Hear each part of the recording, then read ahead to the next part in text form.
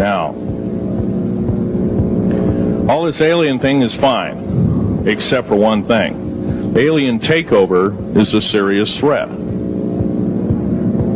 Kept totally out of the public view, off the surface. I'm sure the underground bases, without question, are being used as a place to house alien takeover. Alien takeover means the implementation of a one-world government. Direct opposite of constitutional law. Direct opposite of freedom of choice, freedom of religion, other freedoms that go with it. Right to bear arms. We are the militia of the United States. Every single person who believes in the Constitution of these United States and its Bill of Rights is a militia member. Are we going to tolerate what we've heard from Ruby Ridge? Are we going to tolerate what we've heard from Waco? Are we going to tolerate that a fertilizer bomb blew 6 sub-basement floors? And I'm telling you something about sub-basement floors of a World Trade Center. They're 29 feet thick each, with 7 kinds of rebar reinforcement. The only weapon capable of doing such destruction and melting the concrete and extruding the rebar and the I-beam steel up to 6 feet in length longer than it originally was, and melting the ends of it, is a nuclear weapon. Now, the people they have in custody as fall guys may have been able to produce weapons and bombs and kill rabbis in New York, but I hate to tell you this, they did not have anything to do whatsoever with the World Trade Center bombing. The only thing used was a construction nuclear weapon. It was housed at Mather Air Force Base, the only place such things are kept. Incidentally, about Mather Air Force Base in Oklahoma City, Mather Air Force Base trucks were seen 2 weeks before the Alpha P. Murrah building got blown to pieces. Strange. I don't believe in coincidences. They're non sequitur. They cannot be proven mathematically, etc., etc. So they don't exist.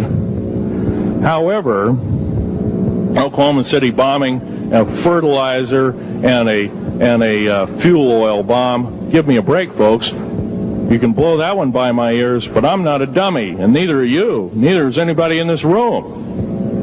We've been lied to, and the lies have got to stop, and they must stop immediately.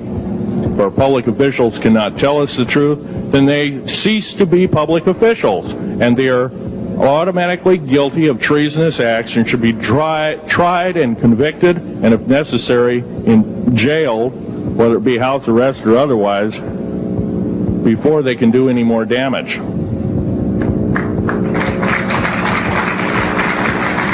Janet Reno. Janet Reno is a confirmed lesbian. She got out in front of public TV and said so. Janet Reno cheated her way through law school. It's provable.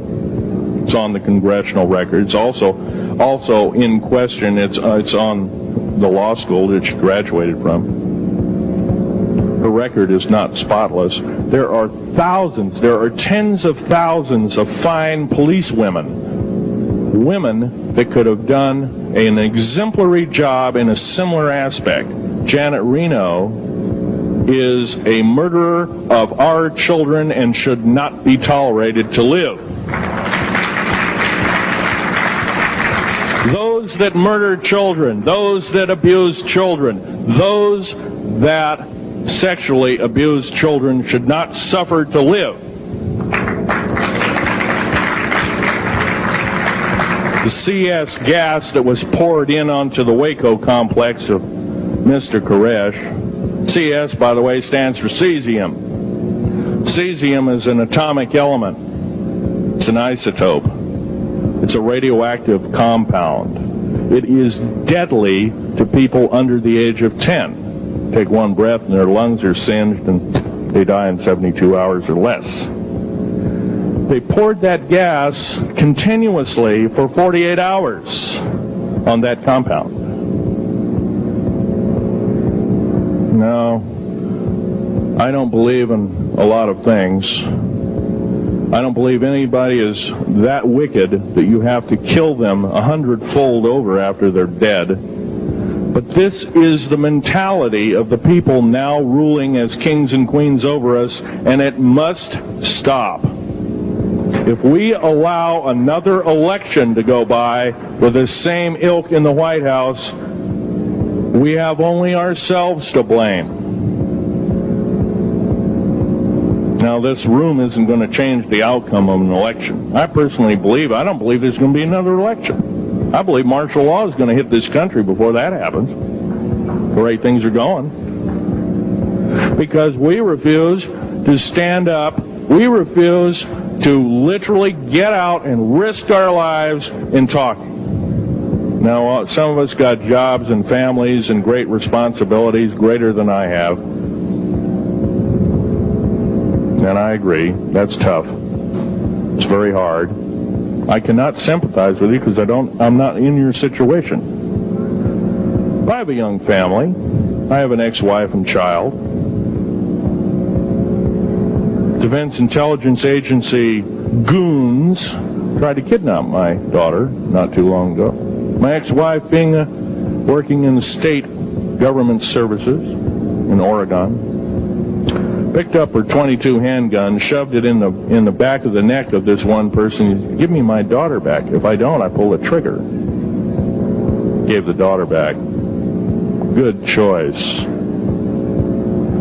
Now, the remark that my ex-wife had to say to this individual was, if I ever see you again in any way, shape, or form, I will kill you on sight. You're an abuser of children, therefore I suffer to you that you should not live. By the way, she threatened a federal agent. She should be in jail, blah, blah, blah. Nothing like that's happened. These people don't want publicity. I shot a federal agent 16 days ago. Shot him dead when I was bleeding to death with a shoulder wound that he'd shot me. He had shot at a retired FBI agent who theoretically carries the same covering as a Secret Service agent. Got protection forever. He's a cop forever, federal cop forever. Now, that doesn't mean a whole lot. I made a report and went to the FBI. You realize, you know what they said? They said, things like this happen, Mr. Schneider. We don't either believe you, I'm using that as my own italics, or we don't give a damn. Now, something's wrong here. I'm not reading this right. I defended myself to the best of my ability. I was hoping I could go through life without doing such a thing. And maybe some of you have actually defended your own life in a similar fashion. It's very sad you have to shoot or kill somebody. Maybe some of you were police officers and have had to do the same. And I don't know if you ever kill a human being, you're never the same as a person who never has killed a human being. It is with you for the rest of your days. Whether you do it in war, whether you do it in murder, whether you do it in self-defense, you have taken one of God's holy creations off this planet. And there is a void there. And I feel that, and I'm very sorry for that. But I had to defend myself. Otherwise, I wouldn't be here. My message must continue. I'm doing it on my own money. And I'll continue to do it.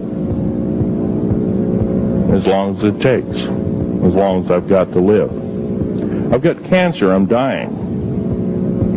The radioactive substance that I got hit with in 1979, late August of 79, it's a similar form of aplastic anemia. It affects your blood and your bones. My bones are extremely brittle right now. No cure. The government never told me about that, by the way. Now, to sum up everything in this talk, there's going to be a few questions. I'll answer as many as I can for the next speaker. However, I want to sum up and say that every one of you in this room is a participant in secret things, and you're very brave indeed, and you should all turn around to one another and shake each other's hand and say thank you for being here. Would you please do that and greet your neighbor?